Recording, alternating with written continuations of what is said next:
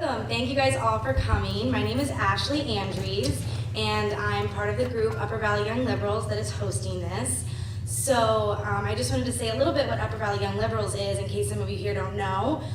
We are a group founded about 4 months ago by Nick Clark and a bunch of ex-Bernie Sanders campaigners and people working in the West Lebanon office for Bernie, like Allie Hannigan, our vice chair, who's now working for Matt Dunn. And the mission of our organization is to foster and encourage cultural and political participation from young people. Our group is not exclusive to young people, but we do try to push people under 35 to hold executive positions, try to get them into leadership roles that they might not otherwise be able to experience. And we've done a lot in the past 4 months. We've had people elected as national delegates, including myself. We have people running for office. We have people getting involved on the municipal level. So it's been really successful, and part of our model is that we have committees that branch off, and each committee, anything can be made into a committee if there's a member who has the desire or passion about a specific topic to do it. And Olivia LaPierre over here is extremely passionate about the environment and sustainability, and she came to us and started coming to meetings and said she was interested in doing a sustainability committee, which she has headed. And today, this is the committee's first event. So we're gonna hear from some different speakers, and I'll go ahead and introduce the first one. Catamount Solar is here, and Dan is the father of 3 children, part-time hay farmer, and maple syrup producer. He is the founding member of Catamount Solar, Vermont's only employee-owned workers' cooperative. Dan has 16 years in the solar renewable energy field, and Catamount Solar celebrated its 5th year of operation in April. So Dan, thank you for coming. Come on up.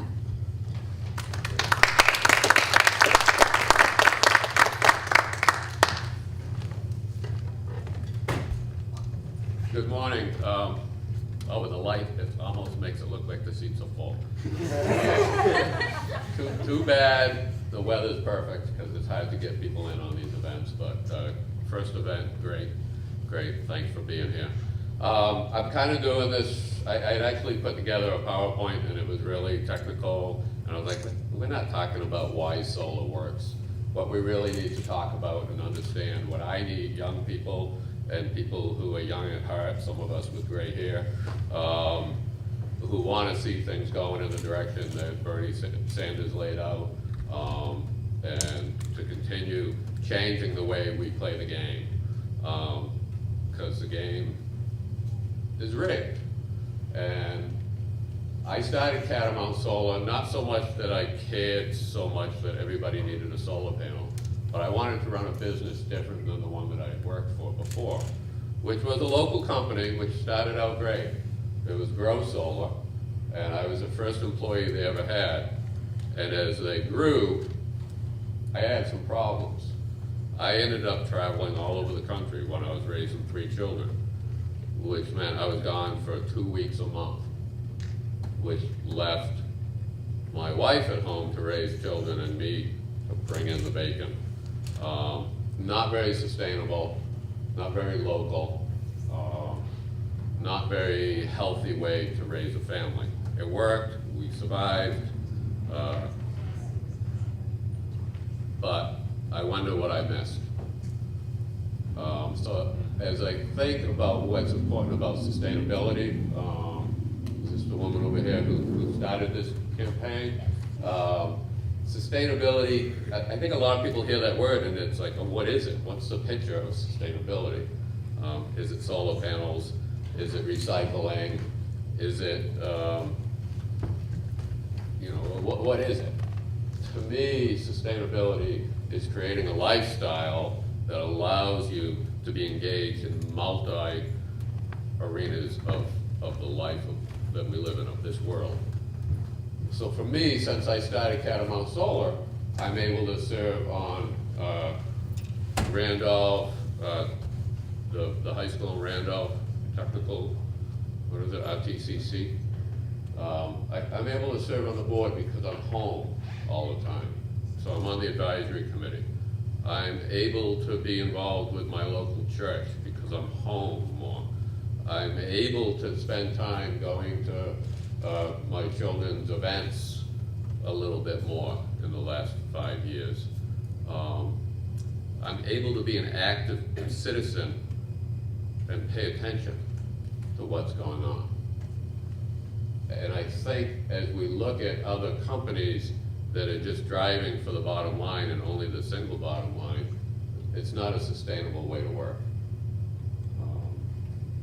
So I think it's important that we don't just think about, do they have recycling and composting, as important as all that is, but do they create a lifestyle where the employees can actively engage in the community and have something besides put your head down and go to work and get that 40 hours in or 50 hours or whatever people are doing nowadays to make ends meet. I think it's important as young people start entering the workforce that they demand these things. I could be a lot more wealthy if I went the old route of full-scale capitalism where I'm the boss and you're the workers. I made a decision after leaving Grow Solar when they got so commercial that the tide was rising for a few, and my dinghy was tied at the dock, just never getting any higher. And I realized that, and it was really felt like I'd been abused. And I know it wasn't intention because they were doing the best they knew because they were just following that model of capitalism, the model of the top people make a lot of money and all the worker bees work a lot and they should be happy to have a damn job. So I'm not happy to run a business like that, and I made a decision when I started Catamount that we were going to be a workers' co-op. There was only 3 of us. We nicknamed ourselves Geezer Solar because we all had gray hair, and we'd do a few jobs, we'd do the sales, we'd get on the roof and do the work, we'd order the equipment, we'd run up to Burlington and meet a tractor trailer load because we weren't big enough to have a warehouse yet. We wore all the hats. And at one point we took a risk and we hired a couple of people. And at that point, I said, what type of owner do I want to be? And I decided I didn't want to be an owner. I wanted to have people work with me, not for me. Similar to what we've seen in Bernie's campaign. Bernie never said, I'm going to be president. He said, we're going to win the presidency. I don't think it's over yet. Still sending money. Hope you are too. Running a company differently makes people wonder, what are you trying to do? When I go up against my competition, the big box stores are Solar City, you know, major player. They bring in, when I buy a tractor trailer load of panels because I'm trying to really get my resources to work the most for me so I can give the best value to the customer, they're bringing in a shipload of panels. When people are shopping, we hear about, how important it is to be local. But local costs. You can't give people town meeting day off. Everyone know what town meeting is? Mm-hmm. In Vermont, it's important. I don't know how many people in New Hampshire are here. I don't know how important it is in New Hampshire. But in Vermont, I made it so that town meeting day is a paid holiday because you need to be there. In my town, 90% of decisions are still made on the floor, meaning we vote one day a year about the budget and all those things. And if you can't be there because you've got a $9.75 job that you're trying to live on, you're not part of the decision makers. We need to make those type of little things important.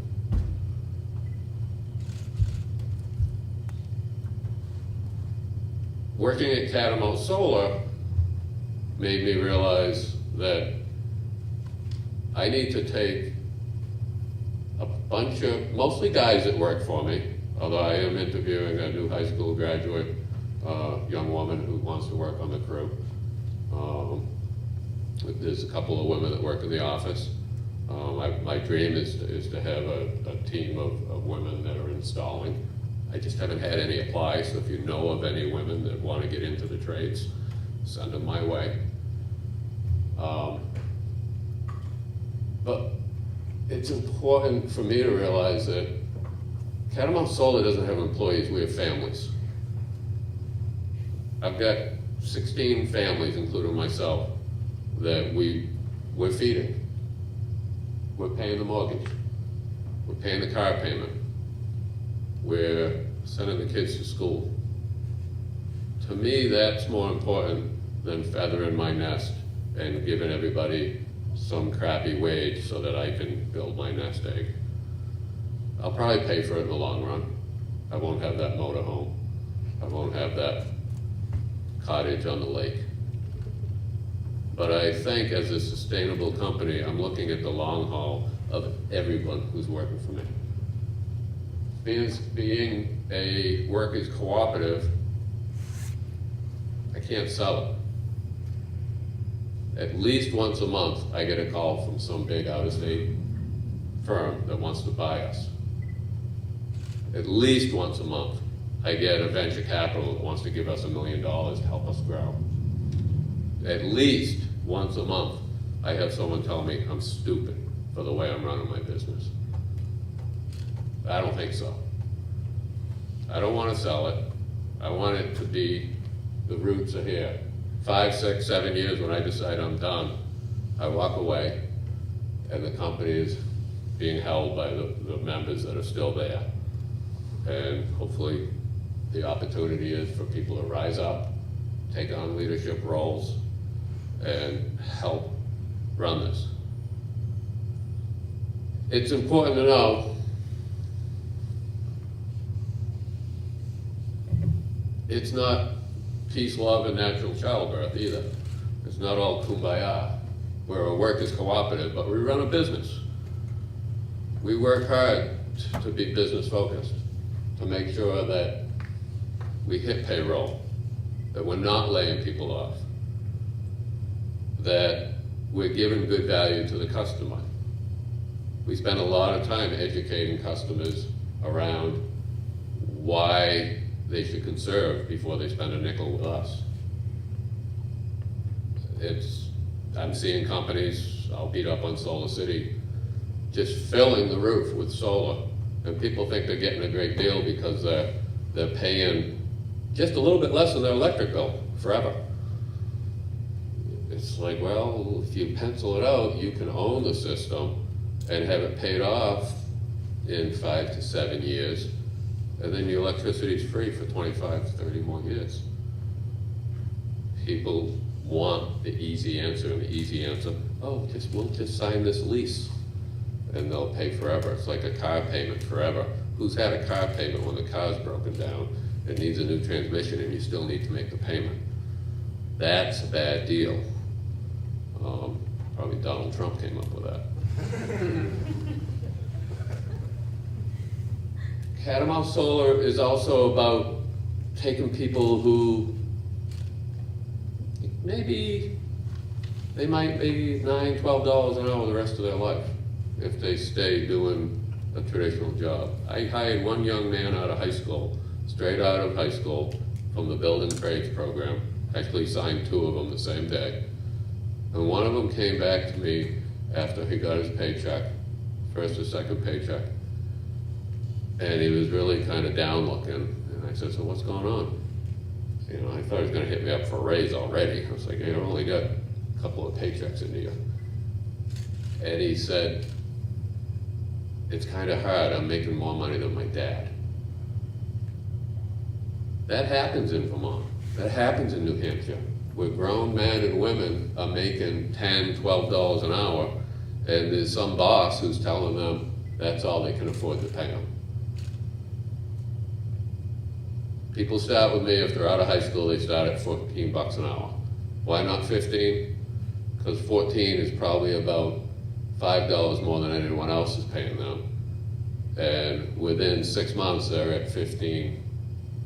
If they're doing a good job, it gives me a chance to quickly reward them.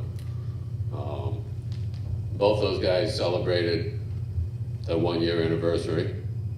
They immediately get 3 weeks paid vacation instead of 2, and $16 an hour. One of them's a little more because he's taken on a little more responsibility. I'm trying to build careers for people, for young people, so that they can live here in Vermont or New Hampshire, have benefits that allow them to have a life, and have a career path that they can see a place to move forward. The co-op movement, the employee-owned movement, is starting to take root a little more. We're starting to hear more about it. I don't know where Matt Dunn's on that. I know Sumenta's very, very into that. I know other progressive people are starting to see why there's real value. It's not just value for the people who are in it, it's value to the community. The value that that community can have access to people who can participate. If you live here and you love where you live, you need to be active, you need to participate as best you can. It's easy when I look out and I see people who may not have children, be active now. It gets a lot harder when you have kids. There's a lot more demands. It doesn't mean you can't be, and it doesn't mean you can't kind of boomerang back as your kids get out of the nest, if that really ever exists. Part of having people at Catamount Solar that I really enjoy is we're creating a community and a culture. You know, we just bought a new building to work out of. We had been renting, and it was, you know, renting, a check goes to somebody who's getting wealthy, and we had no equity. So we finally were lucky enough to be in a position to buy a building in Randolph, and we've now got some equity in that building. And it also is a big old house, so it has a kitchen, and we have a community around working together. So it hopefully is fun. It's fun for me. I'm excited to get up and go to work every day. It's really important as you all start looking towards what tweaks and changes can be made. A lot of people don't understand, well, what does it mean to be a co-op? Again, we're still a business, and we drive a bottom line, but we actually drive 3 bottom lines. We're looking to be profitable. We're looking to take care of our employees. We're looking to share the wealth. We're looking to be good corporate citizens. We give 5% of our profits to nonprofits that we believe in. And actually that our goal is this year to have that be competitive, a grant to put out that we're gonna have X number of dollars available in grant money. Last year, we kind of had to just award it because the government wanted us to do something with the money, or we were gonna have to pay taxes on it. So instead, we chose companies or different organizations that we liked. Every town we worked in, we gave the library a donation. We believe in the public library still, even though it's the year of the internet, decade of the internet. My kids grew up in a spot where, guess what, there was no high speed at our house, and they would have to go sit in front of the public library to do the homework at night, just to jump on the Wi-Fi. So we gave money to all the libraries. We gave money, one of the things I'm proudest about is I rent warehouse space from the food shelf in Randolph, down by the bowling alley. I don't know if you've ever been to Randolph, great town, come on up. It's got a great little restaurant scene going on there now. We cover 75% of the food shelf's expenses by renting from them. They're having a walkathon next week. We've done a matching $5,000 to match their fundraising goals. Catamount Solar is very proud to be giving back. It's important that companies give back to the communities that they live in.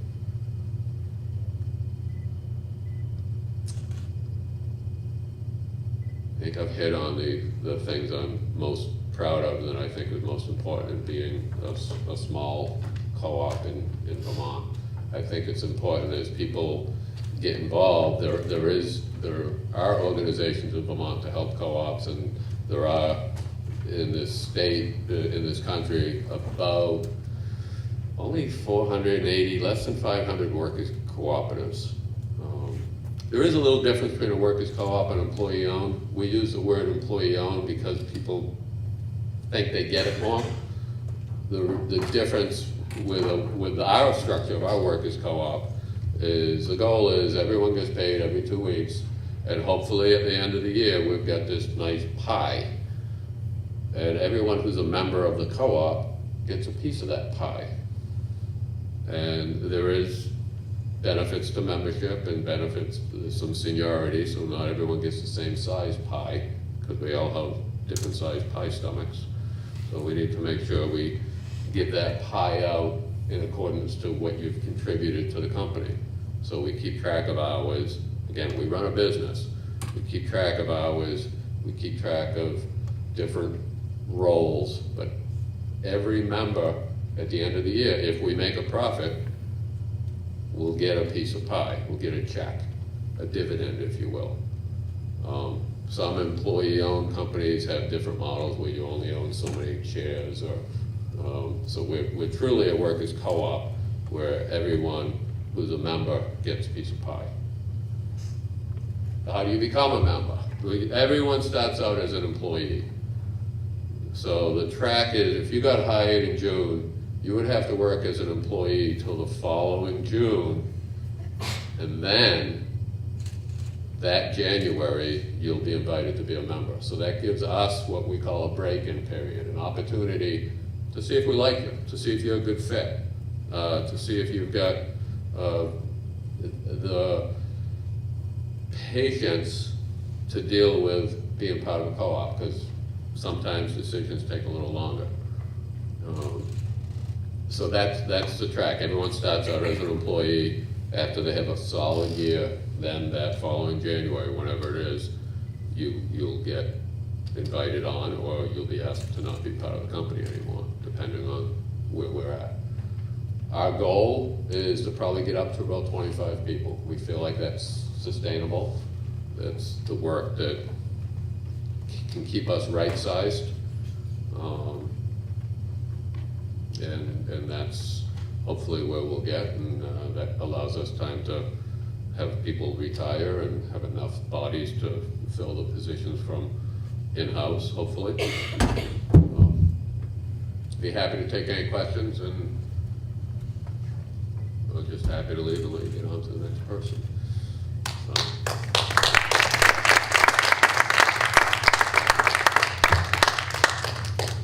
I'm curious, how does the decision-making process at Catamount work? Is it primarily you making decisions? I am in charge, yes. Okay.